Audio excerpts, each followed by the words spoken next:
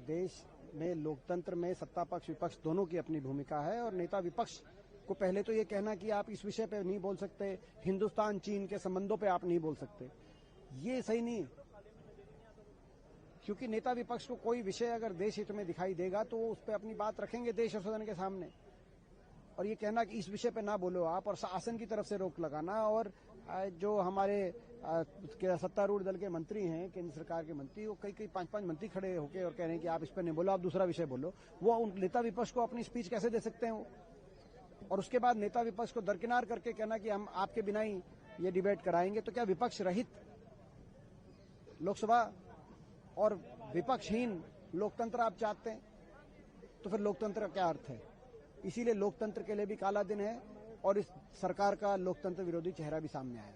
सरकार की तरफ से कहा कि दूसरा विषय, जो टैरिफ की डील कल अमेरिकी राष्ट्रपति द्वारा जिसकी घोषणा हुई मध्य रात्रि को, उसमें कृषि कहां से आया, इसको हम इस पर लेकर सवाल पूछना चाहते हैं।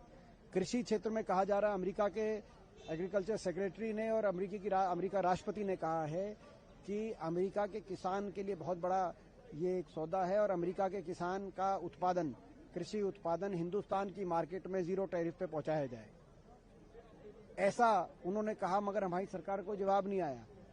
सॉरी, हिंदुस्तान की मार्केट में कृषि अमेरिका के कृषि उत्पादकों के लिए कोई वैकेंसी नहीं है, नो वैकेंसी। यहाँ का किसान खुद खून पसीने की मेहनत से अपने देश के का पेट भरने का काम करता है। हमारा तो खुद सरप्लस है।